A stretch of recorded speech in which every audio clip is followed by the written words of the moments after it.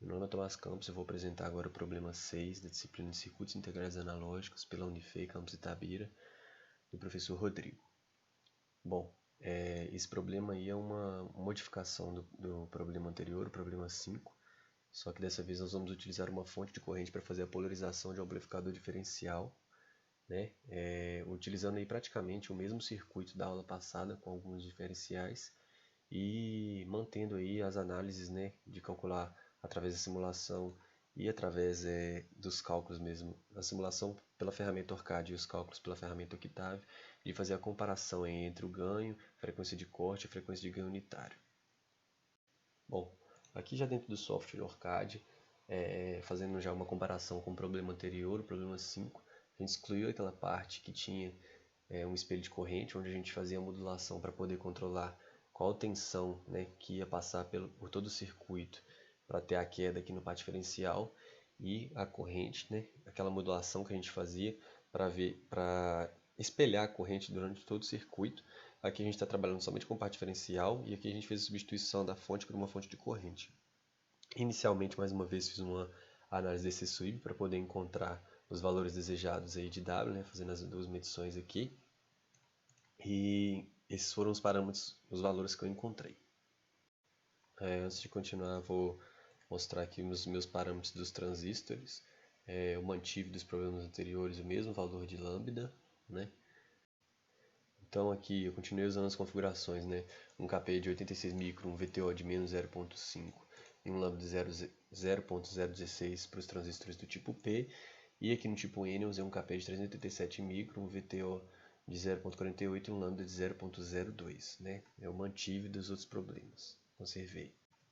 Bom, em seguida eu fiz uma análise transiente e consegui ver aqui que a corrente de 10 micro está se dividindo aqui nos dois ramos de forma igual, né? Chegando aqui 5 micro e 5 micro. Aqui também está passando 5 micro e 5 micro. E aqui também está chegando 5 micro, está saindo, né? 5 micros e cadê? 5 micro aqui também. Então, continua, né? Espelhando a corrente, dividindo de forma perfeita, né? Simétrica, como era o esperado.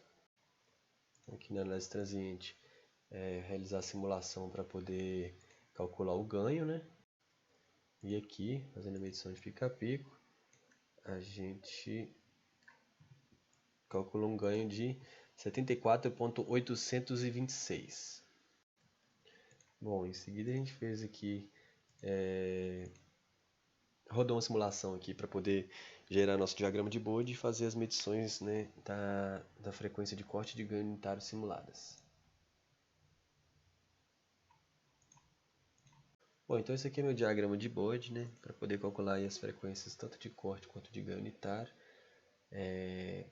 Eu tive uma dificuldade aqui, eu não consegui fazer o cálculo da frequência de ganho unitário, né? Aqui dá para ver que ficou extremamente negativo, né, o meu cursor. E isso impossibilita que eu calcule, né, aproximando de zero, já começando de 166, eu jamais chegaria no valor próximo de zero aqui, né, porque isso tendência é só aumentar. Então não consegui fazer a simulação, né, a medição da frequência de ganho unitário, e tentei fazer a alteração tanto do valor da fonte de tensão quanto da fonte de corrente. Tentei modular aí o valor de W, mas eu não consegui nada muito diferente disso, e eu mantive os valores demonstrados anteriormente de W no problema, porque foram os valores mais próximos aí da simulação e do cálculo, né, o valor do ganho, né, que eu encontrei mais próximo, foi utilizando aqueles valores. Então, fazendo aqui a medição da frequência de corte, eu encontrei uma frequência de corte de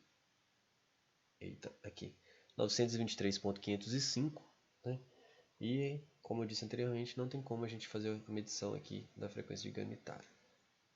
Bom, aqui já na parte teórica, para fazer a comparação do ganho das frequências aqui, utilizando a ferramenta Octave, eu já adianto outra dificuldade que eu tive, que foi em desenvolver aí um circuito equivalente em pequenos sinais. Eu não consegui fazer essa simulação, né, para fazer esse comparativo. Bom, e demonstrando aqui os cálculos, eu fiz a declaração aqui do GM5, né, que é o meu transistor tipo P, o transistor 5, né? E o GDS também desse mesmo transistor, e o GDS do transistor 7, que é um transistor do tipo N, né, do espelho de baixo lá do circuito. Aqui eu calculei o ganho fazendo essa fórmula aqui, né? O GM5 sobre a soma dos GDS dos dois transistores, e achei um ganho de 75,155. Para fazer o cálculo aí da frequência de corte, eu utilizei aí, né, o lambda aí do transistor tipo P, o lambda do transistor tipo N, né, que foi os lambdas lá que eu demonstrei, para poder fazer aí o paralelo entre os dois. E aqui eu declarei o capacitor, né, para utilizar aqui a fórmula 1 sobre CL versus a resistência equivalente, né, o paralelo, vezes 2π. Né, eu encontrei uma frequência de corte de 954,93. E aqui, né, eu tive que declarar novamente porque fiquei sem utilizar aqui, a frequência de ganho unitário, eu achei esse valor aqui, né, de 1,39. Então, comparando aí com as simulações, né, eu tive um ganho até que próximo, né, de 74.826 para 75.115. A frequência de corte foi mais dissipada, assim, né, mais distante o valor, mas mesmo assim chegou numa casa, acredito que satisfatória a comparação. A simulação aqui no ORCAD da frequência de ganho unitário eu não consegui fazer, e a frequência de ganho unitário calculada foi essa, né?